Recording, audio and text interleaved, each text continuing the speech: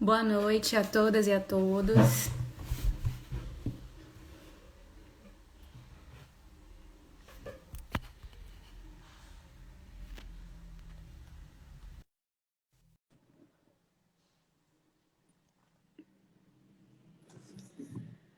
Vamos aguardar a professora Marcela, né? Ela já está entrando para poder participar da nossa live.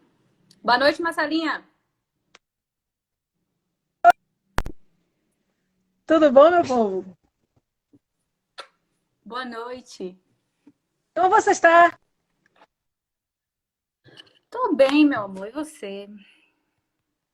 Peraí, serviço social.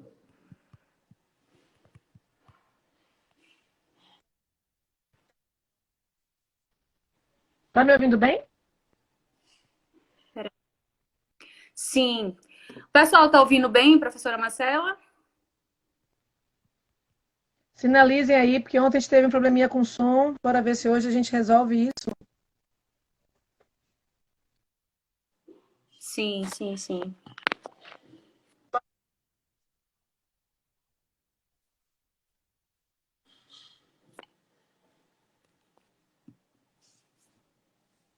Marcela, acho que tá cortando. Não sei se é problema com a internet, mas eu acho que sua tá cortando a sua fala. Não sei se está cortando para o pessoal. Vocês poderiam confirmar aí nos comentários?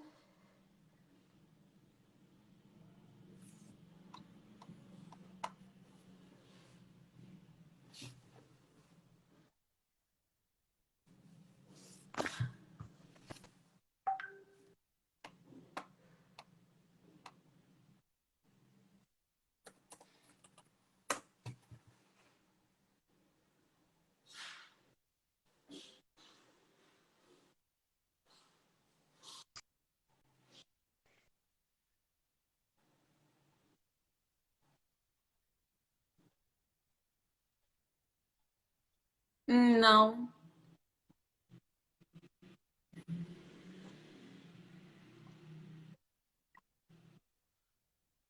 melhorou. Só que sua imagem está um pouco embaçada, mas eu consigo ouvir você.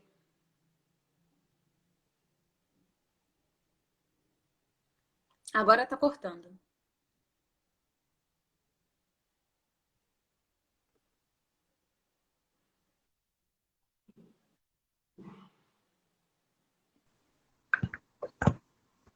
Pronto.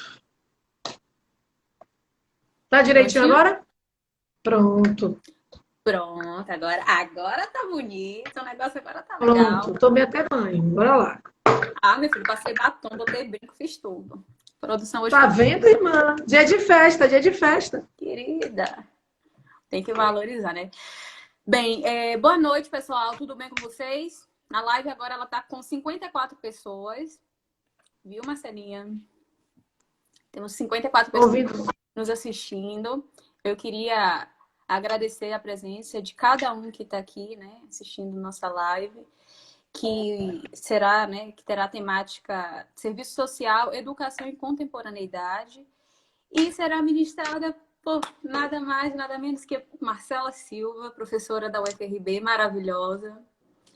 É uma honra, é uma honra poder participar dessa live com você, né? Poder ouvir um pouco das suas contribuições. Acho que você é uma referência de muita gente aqui. E ontem teve uma apresentação sua, né? Quem é Marcela Silva? Aquela apresentação bem formal, né? Para falar quem traz sua trajetória acadêmica. Vou falar hoje também, né? Porque tem gente que não estava ontem, que está hoje. E é importante que as pessoas saibam quem é você. Misericórdia. Marcela, ela possui graduação em Serviço Social pela Universidade Católica de Salvador. Ela é especialista em gerontologia e em serviço social pela UFRJ. É docente do curso de serviço social da UFRB e ela já atuou como assistente social nas áreas de saúde mental, educação, assistência social e direitos humanos e educação e na docência. Ela é coordenadora, né, do grupo de trabalho de serviço social na educação e do grupo de envelhecimento populacional. Marcela, ela é militante, né, pela educação, na área da educação, na área da gerontologia, é uma referência também nessas duas áreas.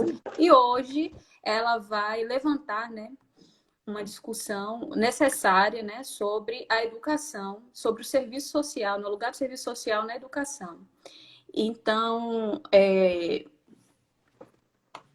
na live, né, nossa live ela vai ter duração de 1 hora, porque o Instagram ele não suporta, né, que as pessoas falem, então ele limita, né?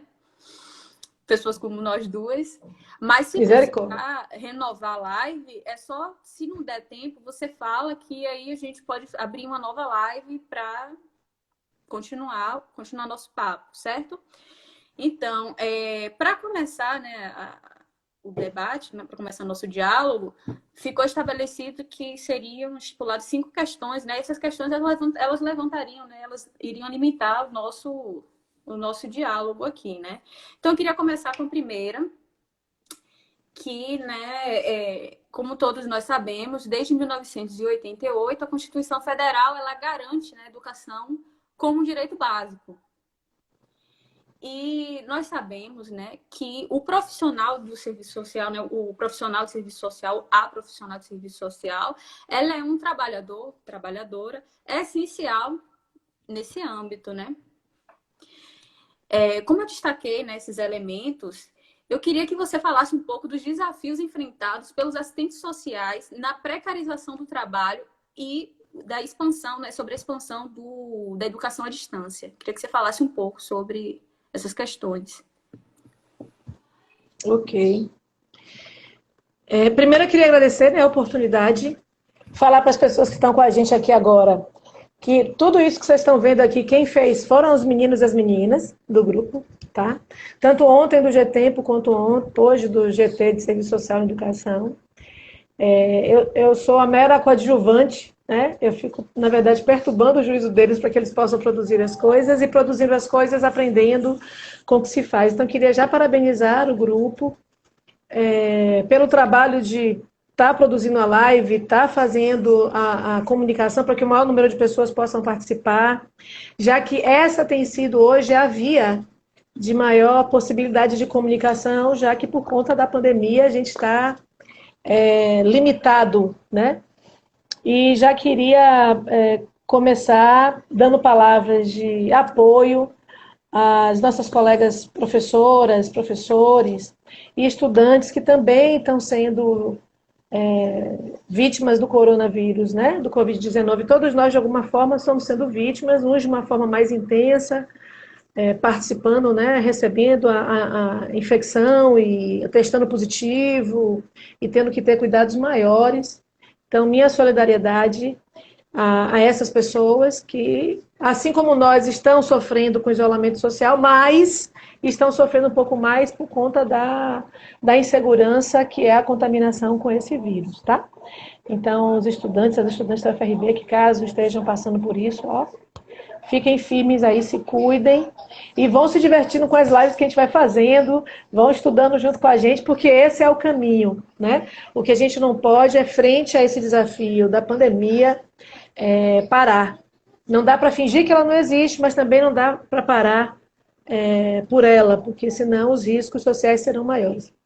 Então, na temática de hoje, que é sobre essa questão da educação na condição de um direito, né, da inserção do profissional de serviço social nesta área, e fazendo um link com a questão do avanço da educação à distância, a gente está no momento, por exemplo, agora, graças à pandemia, de ser invadido por metodologias que fazem parte da educação à distância. Isso que a gente está fazendo agora, por exemplo, a live, é uma instância da educação à distância. A educação à distância é um ente mais complexo e que no Brasil chegou de uma forma muito pauperizada, né? Eu sempre falo que eu sou contra a metodologia à distância conforme ela foi aplicada no país. Mas não sou contra quem faz. Isso é uma coisa muito importante da gente assegurar. Porque não é certo de que a educação, para além do documento institucional e constitucional, ela é um direito. né? Eu sempre falo que se a coisa fosse um direito mesmo, a gente não precisava lutar por ele. Então, se a gente ainda está lutando por alguma instância da expressão da vida humana, é porque ela realmente ainda não é um direito, né? Então, embora esteja lá colocada a educação no âmbito no artigo que assegura que ela é um elemento também do direito social, ela não é um direito, né? Então, a gente precisa entender a educação nessa lógica de poder do modo de produção capitalista, para a gente observar que o que está formalmente garantido não está humanamente estabelecido ainda. Esse é um aspecto importante. O segundo aspecto importante é que a educação, o serviço social sempre atuou na educação, só que atuava na educação não formal.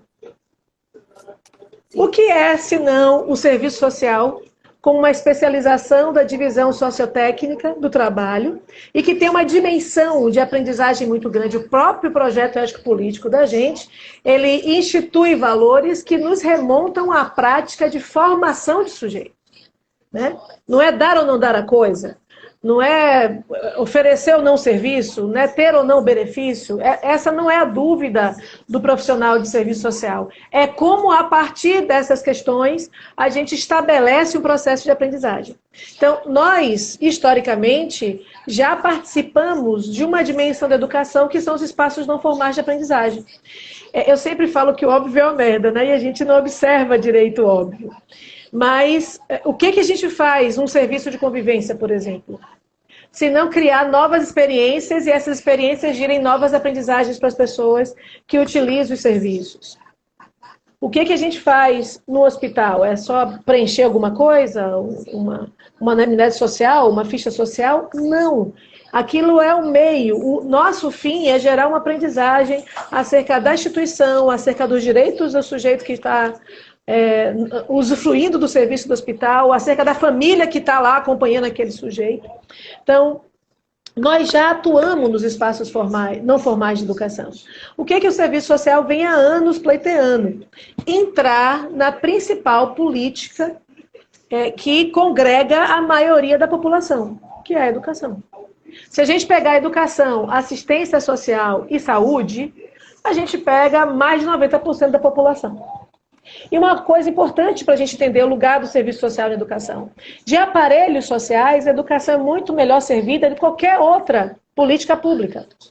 Então, a gente tem mais escolas e universidades hoje do que penitenciária, do que delegacia, do que CRAS, do que CREAS, beleza? Do que espaços para conselhos tutelares, do que os próprios conselhos municipais de direito. Então, a educação, ela é uma porta que abriga a maioria da população, ainda que de forma não legal no que se refere a assegurar os direitos. Então, a gente pleiteia estar nesse espaço porque a gente entende que a escola e a universidade são espaços estratégicos para a construção de uma nova perspectiva de vida. É óbvio que no modo de produção capitalista, as escolas, as universidades, a educação como um todo, ela já nasce precarizada. Porque no modo de produção capitalista, você não tem tudo para todo mundo. Se você tiver tudo para todo mundo, o nome disso é comunismo, não é capitalismo. Então, ela já vem com uma prática seletista. Sendo uma prática seletista, os sujeitos que trabalham nessa política também sofrem de autolimitações. Não é só o assistente social que está numa dimensão precarizada. O próprio professor, ele já está numa dimensão precarizada. A merendeira da escola, o assistente social que trabalha na assistente estudantil, eles já estão numa condição precarizada de trabalho, né? O próprio estudante que adentra as instâncias de formação na educação, seja ela de nível médio, fundamental 1 ou 2 universitário, ele já entra numa estrutura que já está precarizada. Então, essa precarização, a partir da dimensão pública, criou um nicho de mercado muito importante, que é uma das funções do Estado no modo de produção capitalista, né? Ele também cria nichos de mercado. Então, pense o Brasil do tamanho que a gente tem. E a gente só conhece o Brasil quando a gente viaja. Conhece cidades de onde muitos dos alunos nossos da UFRB vêm. Lugares que nunca vão conhecer uma estrutura universitária, por exemplo. que as pessoas têm que se deslocar para aprender, né? Que vive no povoado, tem que ir para a sede, e na sede vai ficar até olha como eu sou velha, vai ficar até a oitava série, o nono ano agora, né? E dali ele vai ter que ir para uma outra cidade maior, porque o segundo grau não tem naquela cidade. Então, isso já mostra que a educação, ela já nasce mal distribuída. E se ela é mal distribuída, a formação de quem opera nela também é mal distribuída. Então, a precarização da nossa entrada na educação é a mesma precarização de qualquer outro profissional que atua na educação. Né? O chão da educação é o mesmo para todo mundo. Não tem um senhor que esteja melhor dentro da prática profissional na área de educação. E aí, como o Estado ele cria condições para o mercado se desenvolver, ele não distribui as unidades públicas em todas as cidades do país. Não vai fazer isso. Né? Aí quando vai... por exemplo, eu conheci Paraupebas, né? No Pará. E em Paraupebas só tinha, quando eu fui lá a primeira vez, uma escola EAD. Inclusive, Paraupebas saiu hoje na televisão, né? Tá muitos casos de Covid-19 lá. E quando eu vi a cidade se desenvolveu muito. Mas a educação que a gente tem hoje, ela não é distribuída de forma igualitária. Ela não observa a necessidade, ela não observa sequer a quantidade de pessoas por faixa etária para aquele nível de educação. E aí, a educação EAD, que não é fruto do Estado, né? É o Estado criando condições do mercado explorar, e aí o sujeito que está lá na Constituição, que diz que ele tem direito à educação, inclusive à educação superior, que é responsabilidade da União, a União chancela que a educação EAD ocupe o espaço, que é o espaço do Estado. Se você olhar, por exemplo, alguma análise sobre a questão da dimensão da violência em qualquer cidade do país, as pessoas vão dizer, olha, a violência em determinados espaços, ela é muito grande, porque o crime está ocupando o espaço que era do Estado. Né? O traficante, a milícia, não importa quem seja, ele ocupa um espaço de gestão, que é o espaço do Estado, e o Estado declina e não entra e acabou. Né? Isso também acontece na distribuição de serviços, mesmos aqueles que são considerados de direitos sociais na Constituição. Então, por que a educação EAD avançou, exigindo mais dos trabalhadores e trabalhadoras, seus filhos e filhas? Porque a EAD chega aonde o Estado físico, com o seu aparelho de educação, não chegou. E aí ele chega, às vezes, de qualquer jeito. Isso maculou um pouco a expansão do EAD no país. Então, eu entendo, e aí reitero isso, eu entendo as pessoas fazerem essa metodologia, porque a elas não foi dada o direito de escolha. É fácil dizer que a pessoa faz se ela quiser, quando ela tem duas possibilidades de escolha, né? Mas quando ela só tem uma. Né? Lembrando da live de ontem, os idosos não conseguem desenvolver, não tiveram a permissão de teletramento. Eles... Eu não quero aprender isso, não. E aí, não foi assim. Né? A escolha, ela não oferece a produção capitalista, a escolha ela não é desse jeito tão simples, né? Tão óbvio, né? De se escolher. Nossos pais, muitos dos nossos pais, os meus pais eram assim, minha mãe estudou até a 4ª série, meu pai estudou até a 7ª série, e os filhos deles se desenvolveram, né? Quem quis estudar, estudou, com muito sacrifício. A educação no Brasil, ela tem um corte que é classista. Quando a gente fala educação no Brasil, e da maioria, é uma educação para a pobreza. Para os trabalhadores e trabalhadoras, seus filhos e filhas.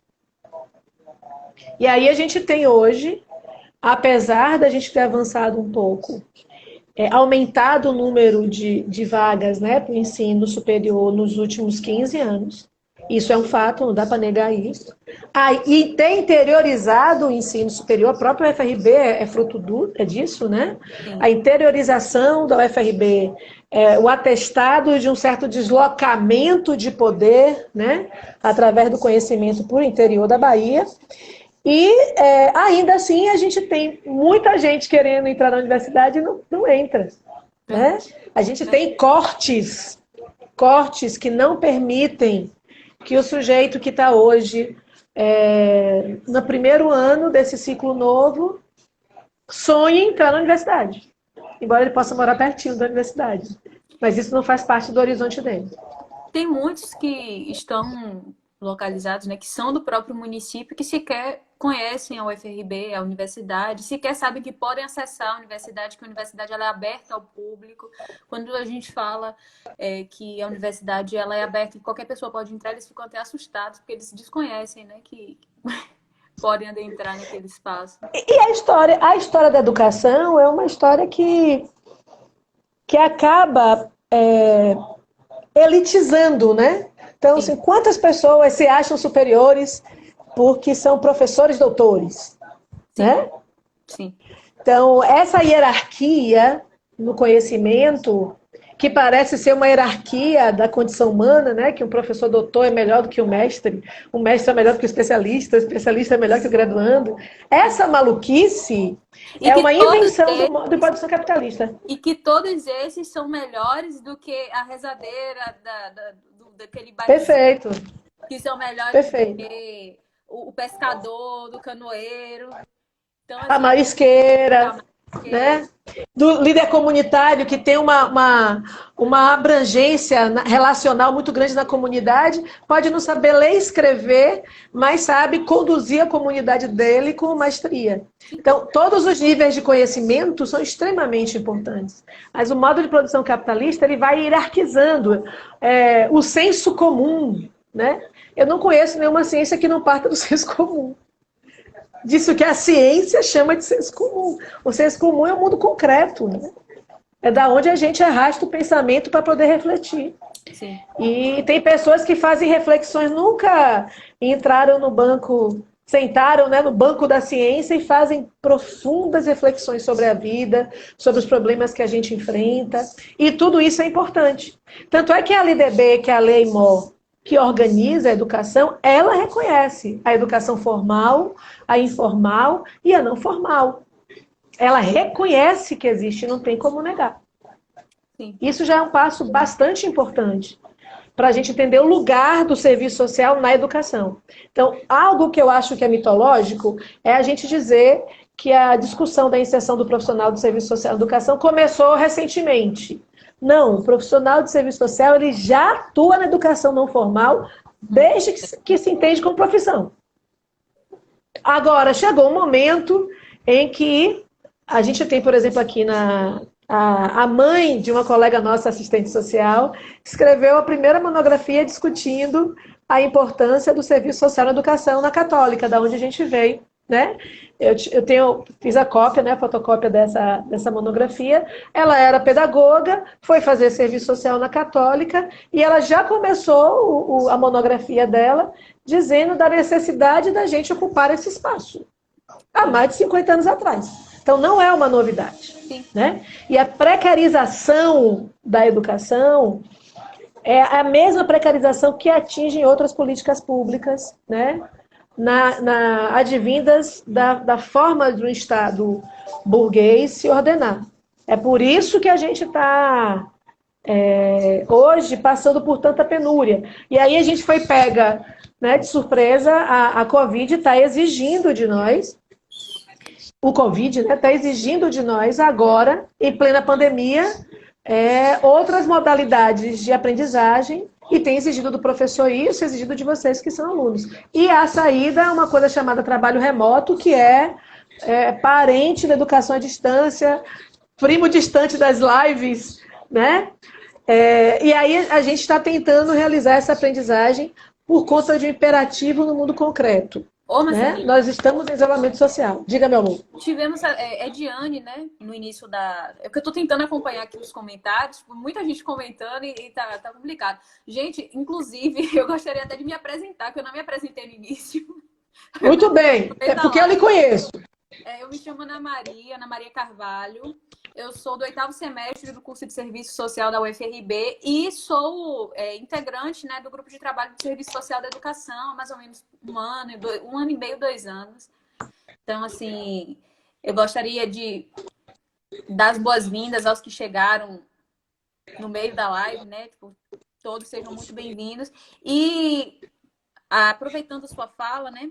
Diane, ela levantou um questionamento, né? Ela queria fazer uma pergunta a você. Que como é que Diga você aí. encara a inserção das aulas remotas na nossa rotina, né? Na rotina dos estudantes da UFRB, que é um curso presencial, né? Que, assim, presencial e que assim, por conta da pandemia, ele tende, né, a ser transformado em educação à distância, né? Então, assim, eu queria saber como é que você encara, né? Qual é o seu ponto de vista relacionado a isso? Jenny, obrigada pela questão, viu? Eu vejo com preocupação, com muita preocupação. A questão não é a metodologia, a questão é quantas pessoas estão dentro e estão fora. Quem já foi meu aluno sabe que a minha conta para discutir, para entender inclusão e exclusão, não é a quantidade de pessoas que está dentro, mas, sobretudo, a quantidade de pessoas que eu excluo. Certo? Então, a pandemia, eu tenho falado isso em todas as lives, e vou continuar falando. A gente precisa tomar pé disso. A pandemia chegou e pegou tudo que era certinho, ordenado, previsível, planejado e chutou para cima. Verdade. Então, quem não tem plasticidade para entender este novo momento, entra num sofrimento muito grande. A gente precisa assumir isso, né?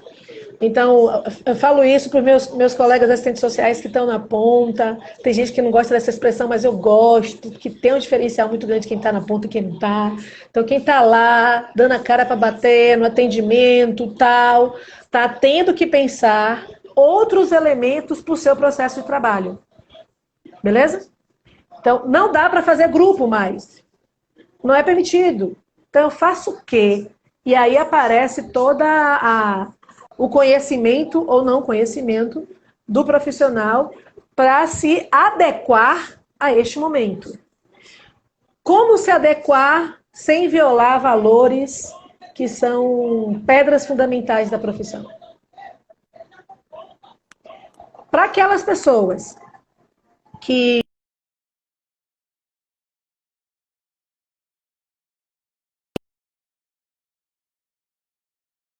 risco da nossa profissão, que realmente tem, mas não tem só para a nossa profissão, tem para qualquer profissão, né? Que as coisas não fossem presenciais. E agora?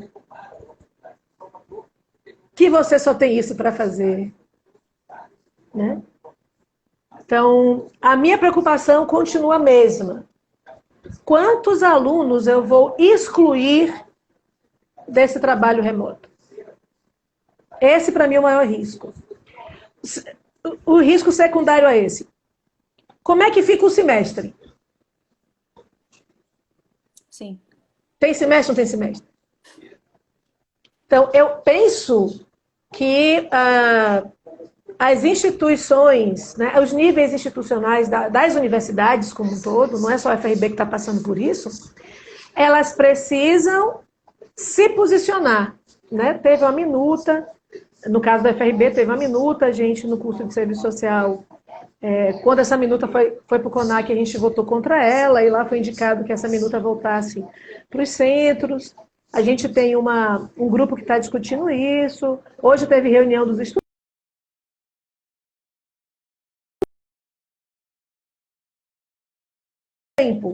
Tá? Então, está em xeque a nossa capacidade de pensar o perfil do nosso estudante da universidade. E eu repito aqui o que eu tenho dito em outros espaços. Eu também sou coordenadora da CPA e no nosso grupo eu disse isso. Não adianta bater no peito, dizer que a UFRB é uma universidade que serve majoritariamente à população da pobreza, aos trabalhadores e trabalhadoras, seus filhos e filhas, que atende a população majoritariamente negra e na hora de decidir uma forma de ordenar a educação da gente nesse momento caótico, que realmente é caótico, sim, a gente faz um negócio que bota mais gente para fora do que para dentro, né? Então, pode ser qualquer coisa. Quantas pessoas vão ficar excluídas? Essa é a minha conta. Quantos alunos e assim, você foi minha aluna e eu perturbo a vida dos meus alunos, né? Então, eu quero saber como estão, o que estão fazendo, se estão fazendo de alguma coisa. Hoje soube que uma colega, Camilinha, um beijo, testou positivo, então hoje eu estava conversando com ela, já passei o contato para o pessoal do comitê da Covid da UFRB. Tá? Então, assim, o que eu puder fazer para apoiar os meus alunos, eu farei. E eu sou muito próxima, né? Me meto até demais, né, Ana, na vida do povo. Camilinha. Me meto mesmo. Me meto mesmo. Então, todas as vibrações positivas para Camilinha, sim, que eu carinhosamente chamo de tamanquinho, porque ela é alta pra caramba, né? Eu chamo de tamanquinho. Então, eu fico pensando muito nesses nossos alunos que vão ser excluídos. E porque eles estão em lugares, por exemplo, que não tem internet.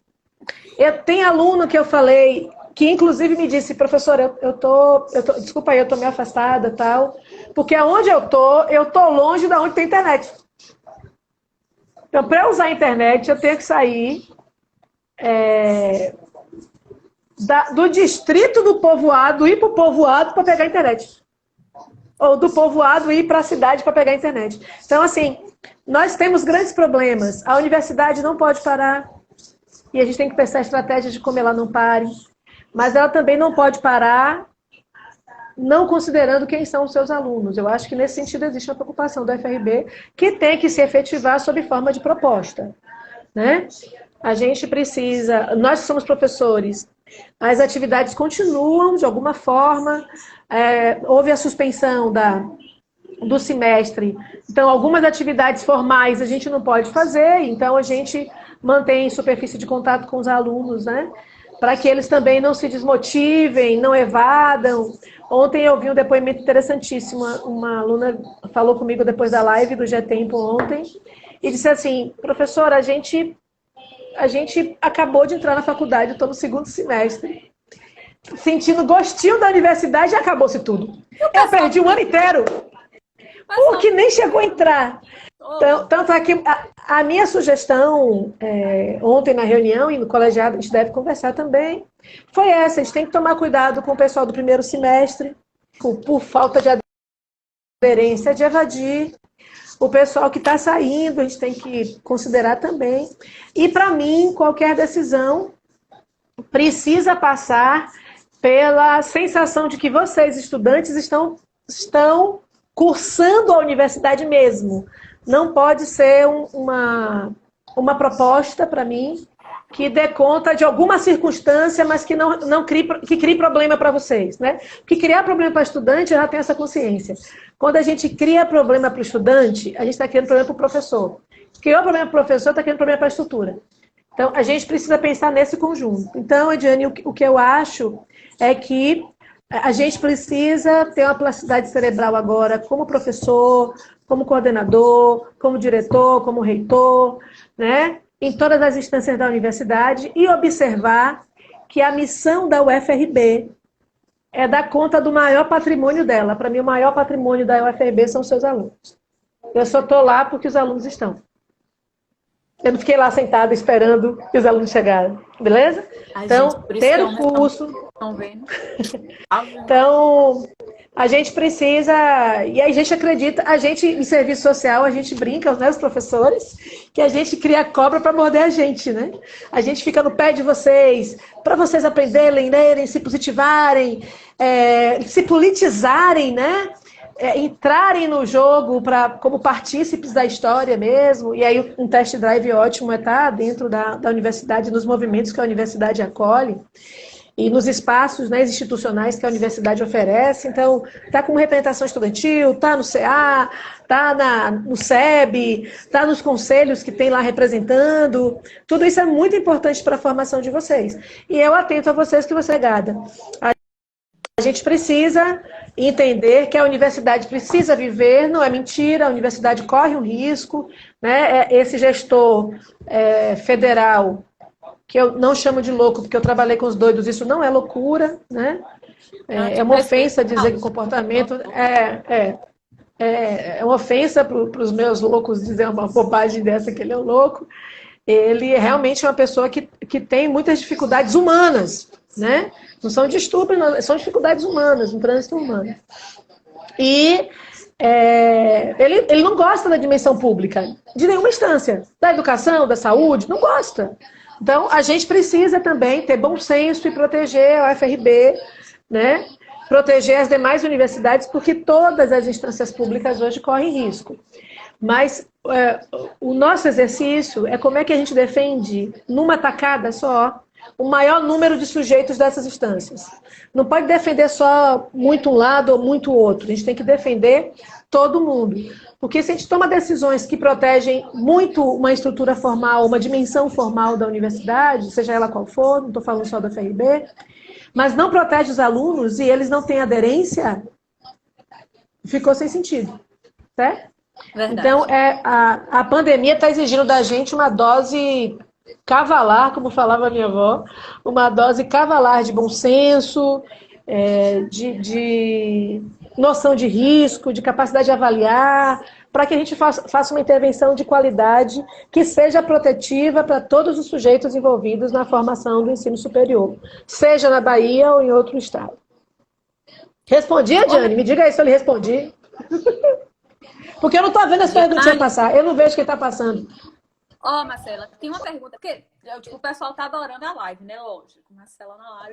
Obrigada, meus amores. Todo mundo está dizendo que é um debate necessário, lógico, né? Principalmente em tempos de pandemia, né? Onde a educação, né? Ela tem sido...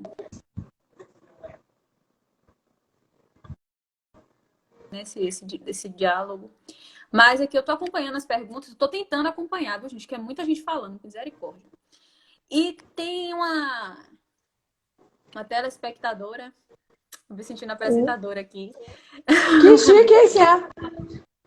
Thay Neves 13, né? E aí ela está falando, quer dizer, ela está perguntando, né? O que tem sido desenvolvido pela universidade para acompanhar e saber desses alunos e os alunos que estão na residência, né?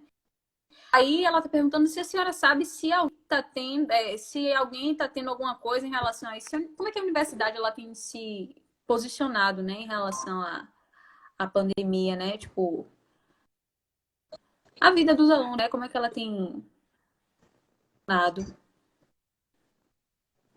Eu acho que eu sempre dou parabéns ao reitor, porque ele tomou uma atitude muito imediata e muito acertada, quando ele suspendeu o semestre. Isso nos protegeu sobremaneira, protegeu toda a comunidade interna e externa da universidade. É bom mostrado, tá? Não foi só a comunidade interna que foi protegida com essa decisão do reitor. A comunidade externa também, porque os nossos alunos circulam, né? A gente não tem aluno no CAU só nativo de Cachoeira, né?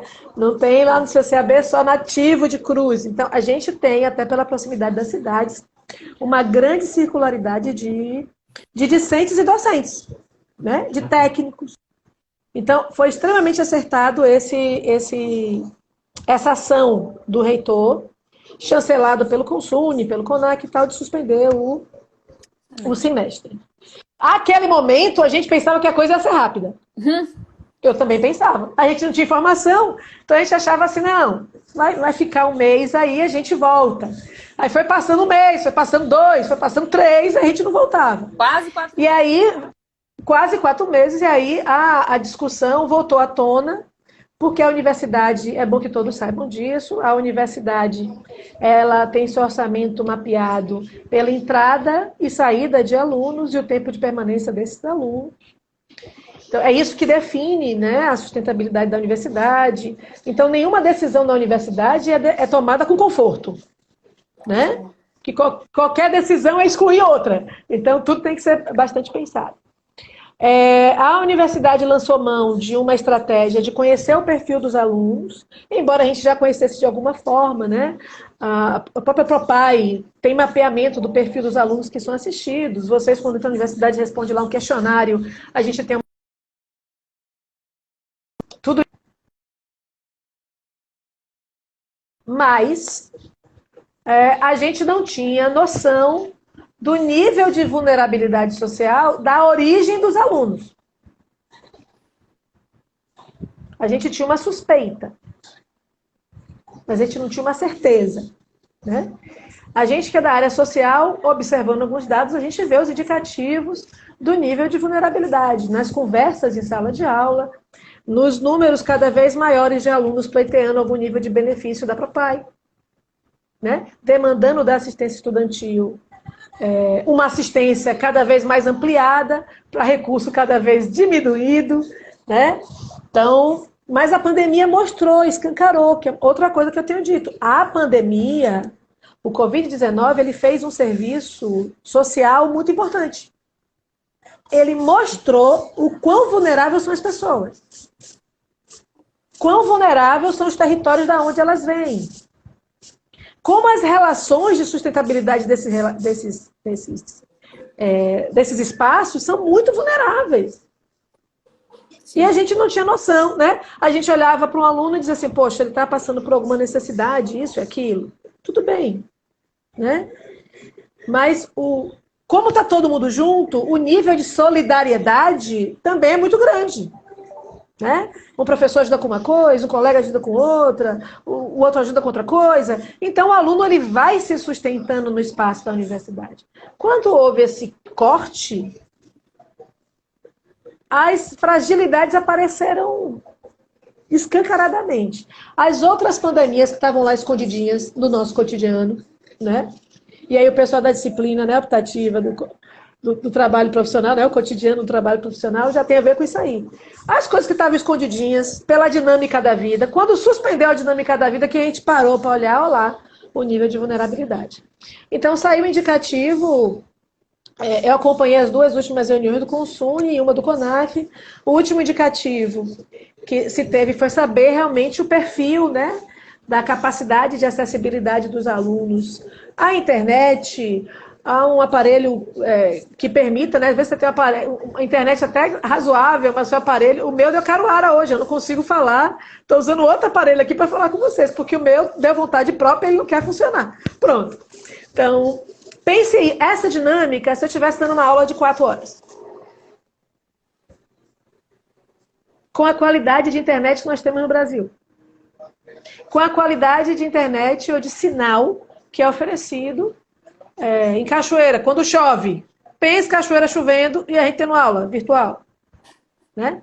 Então, a universidade lançou mão dessa estratégia, divulgou para que as pessoas respondessem o questionário. A gente teve um perfil traçado. A quantidade de respondentes já diz um pouco o perfil traçado, porque não chegamos a 2/3 dos alunos respondendo. Isso é um indicativo, né? Então, que diz um pouco do perfil dos alunos, do perfil dos professores. Os alunos não podem ser penalizados porque o meu telefone não consegue fazer isso que eu estou fazendo aqui com o telefone emprestado. Né? Então, como é que eu vou dar aula? Qual é a infraestrutura que vai ser oferecida? Então, a universidade lançou mão desse conhecimento e tem uma comissão que está estudando o trabalho remoto. E, ao mesmo tempo, apareceu essa minuta. No dia 15, é o que eu posso dizer, vai ter uma reunião em que essa comissão que foi criada pela universidade, que tem subcomissões produzindo um trabalho, vai mostrar o trabalho que foi feito. E no dia 15 também vai ser visto essa minuta. Eu não conheço o trabalho da comissão, não posso atestar. Eles também vão apresentar o produto final deles no dia 15. Aí eu espero que seja também amplamente divulgado, né? Permitido que o maior número de pessoas entre lá na plataforma, né? No Google Meet, e possa conhecer qual é o trabalho, que certamente deve ter sido um trabalho hercúleo para dar conta disso.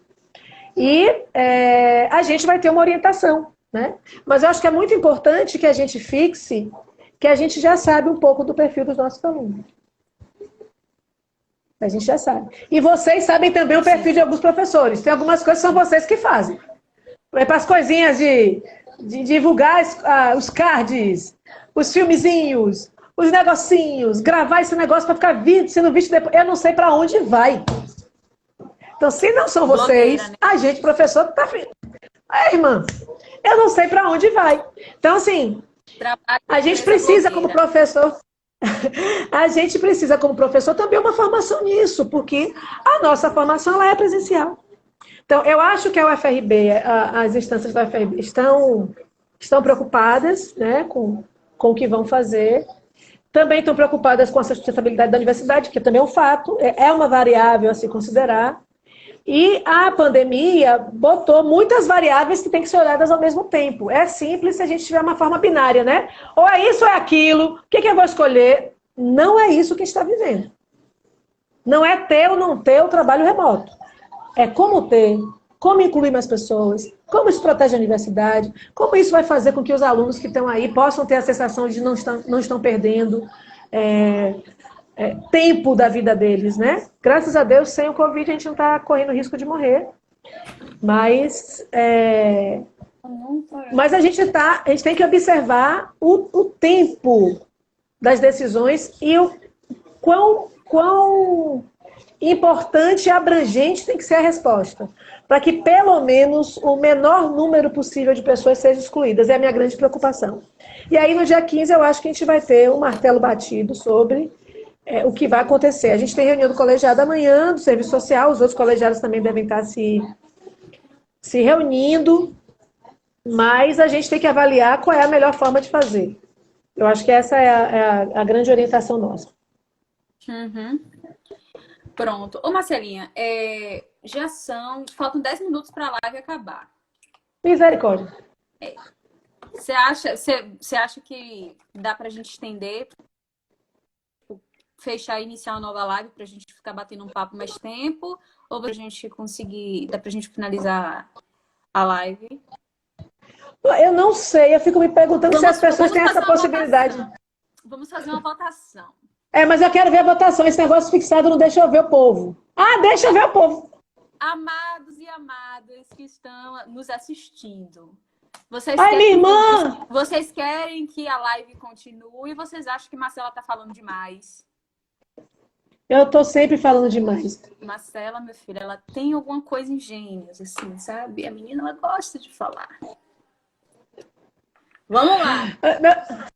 Olha, eu também tenho um limitador, porque eu tenho que agora também fazer uma outra incursão em outro espaço, porque, como vocês sabem, eu também sou conselheira do CRES agora, e a gente também vai estar falando com o pessoal de Guanambi, que pediu para a gente...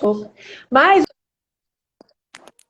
o que eu acho que a gente pode fazer é a gente volte a discutir esse tema. Realmente, esse negócio no Instagram ficar limitando uma hora é ruim, né? Para nós que falamos demais. Mas a discussão do serviço social na educação, ele tem muitas variáveis. Ninguém está falando para. Meu pai. Faz a parte 2. Todo mundo quer um segundo encontro, né? Todo mundo Se vocês toparem, ontem também ficaram algumas questões, né, na live de envelhecimento, que não deu para ver tudo. Camilinha! Bem-vinda, Camilinha. A gente pode fazer um segundo momento, uma segunda live, discutindo as coisas, né? A gente tem uma programação dentro do GT, a gente tem a previsão de um seminário, que agora o pessoal está chamando de webinário.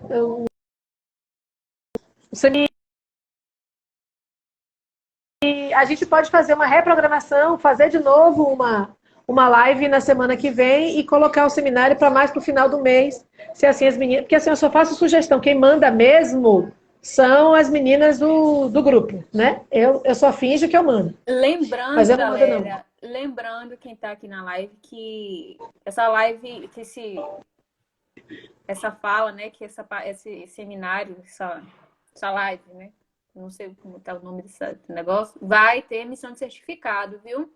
Quem Sim. quiser receber certificado vai ter que cumprir todas as regras, né? Que é tirar o print aqui da tela. Aproveitem que faz uma pose bonita, Marcela, para o pessoal fazer print. Tem que fazer print da tela, postar esse print nos stories de vocês, né? Marcar a página do GT e enviar lá no bate-papo o nome completo e e-mail para que a gente possa estar fazendo emissão desses certificados, tá certo? Então, assim, a gente tinha um roteiro aqui, né? Mas acho que é melhor deixar para uma segunda live, para tanto o GT No outro momento. nós, né, do grupo de serviço social, nós temos vários questionamentos para te fazer. Acho que 1 hora é muito pouco, né, para fazer isso. E vamos deixar para um próximo encontro, então, certo? E, Marcelo, gostaria de te agradecer imensamente, né? Agradecer imensamente pela sua fala. Acho que todo mundo aqui adorou, todo mundo aqui está passando pela mesma situação. Todo mundo se identificou com sua fala, né? E eu queria agradecer imensamente, né, pela sua contribuição, agradecer a todos que estão presentes, né? Até então, nós estamos com 113 pessoas aqui nos acompanhando. Que beleza, que beleza. Ah, minha filha, a blogueira faz assim, né? Você é blogueira, você saiu, você é docente, Ô, coitado de mim. blogueira. Eu nem sabia que eu era isso, mas tudo Bota bem. isso no Lattes, viu? Vou botar. Você falou, tá falando.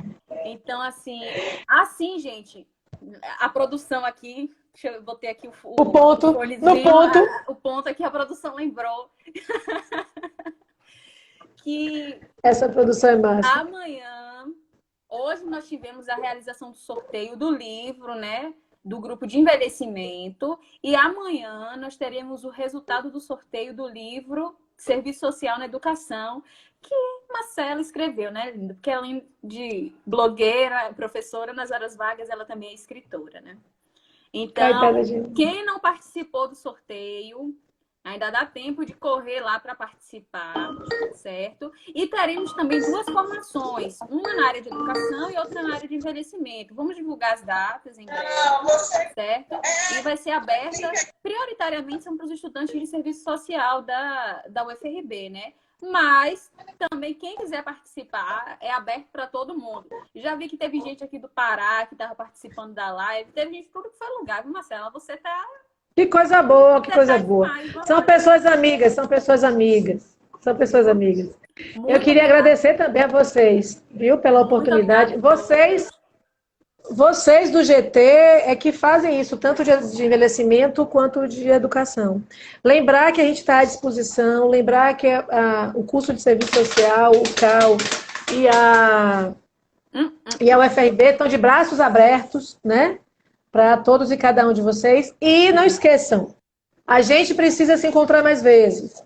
Vamos aproveitar este momento de pandemia para estreitarmos os laços de outra forma. Marcela, né? Uma nova solidariedade está nascendo. Estou mandando a gente dar sorriso para aparecer no print. Muito obrigada. Natural, muito bem natural. Assim, olhando Meus amores, muito obrigada. Meus alunos, que saudade de vocês. Deem notícias, viu? Todos deem notícias, eu fico preocupada. O curso está em peso com aqui, vocês. Marcela. Fico feliz. Do Rio, Santo Antônio de Jesus, Valença. Gente, minha conterrânea, Valença. Da próxima vez a gente inclui para que todo mundo coloque aí da onde é, que eu acho isso importante. Sim, importante. Parabéns às meninas do GT pela organização do evento, pela divulgação. Achei lindo aquele negócio do agradecimento ontem, faz hoje de novo. A gente precisa molhar o coração das pessoas com essas coisas. E a gente está carente dessas coisas, né? A gente tá todo mundo com saudade de todas as loucuras do Cal, né? De todas as coisas que a gente vivia lá, para ver como essas coisas fazem parte da nossa vida. Opa aí! Mas é normal, é normal. É bom. Gente, é bom que a gente desenvolve o sentimento de gratidão pelas coisas que a gente tem. Isso que é mais importante. Governador Mangabeira, o Baita, misericórdia, o Baitaba é longe, viu? Amargosa, gente. Vitória da Conquista, olha. Esse povo todo, viu? É, Só a internet. olhemos a internet como esse espaço que está conseguindo juntar pessoas que talvez fisicamente a gente não tivesse a permissão de estar junto. Camaçari, que acho. Menina, daqui a pouco vai ter gente aí da Europa olhando a gente, pá, Estados Unidos. Tem uma amiga minha de Angola que está aí rodando, daqui a pouco ela fala. Ela já me mandou mensagem. Tô aqui, digo, tô aqui tranquila. Então, isso é um sucesso do trabalho de vocês. Esse é um resultado do trabalho de vocês. Por isso que a máxima dos grupos de trabalho que eu tenho a permissão de coordenar é que a gente precisa fazer as coisas e ir fazendo, ver o resultado. Não tem como ficar discutindo as coisas na cabeça. A gente tem que fazer as coisas para produzir. Beleza? Muito obrigada a vocês por esse carinho. São Félix, meu bem. Ave Maria, Cruz das Almas. Sim. Tem gente de tudo que é lugar, né? O pessoal do G-Tempo também está aqui. Eu estou vendo o pessoal do G-Tempo passando aqui também. Um beijo para todo mundo. Certo? Um beijo muito obrigada, viu? Marcela, muito obrigada mais uma vez. E lembrando que haverá emissão de certificado, porque o pessoal está aqui perguntando como são as regras. Aproveita agora que nós temos poucos minutos para fazer um print aqui da tela. Quem puder fazer o print faz. Posta nos stories, marca o grupo, o GT, de Serviço Social na Educação, o GT de Serviço Social na Educação de G-Tempo. Onde você está assistindo a live aqui agora? Você marca esse Insta e aproveita e manda mensagem aqui no inbox da gente, que eu não sei como é que direct, no nosso direct, com o seu nome completo e seu e-mail. E vamos trabalhar para fazer essa emissão desses certificados. E em breve vamos quando os certificados forem emitidos, tá certo? Oi, Manu da gestão do CRES entrou. Manu, Marcele também entrou. Eu nem sei quem é tu, mas um beijo. É do bem. Beijo, galera. Eu só ando com o pessoal do bem, fica tranquila. Um beijo. Meus amores, tchau. Tchau, Fiquem com Deus, se cuidem, fiquem em casa. Tudo bem? Não mais falar isso, porque todo mundo já está cansado de ouvir, né? Então. Salva e circula para que as pessoas possam ver também. Isso é importante, pessoal do GT. Um beijo. Muito obrigada. O pessoal de Muritiba também. Tchau. Tchau, galera.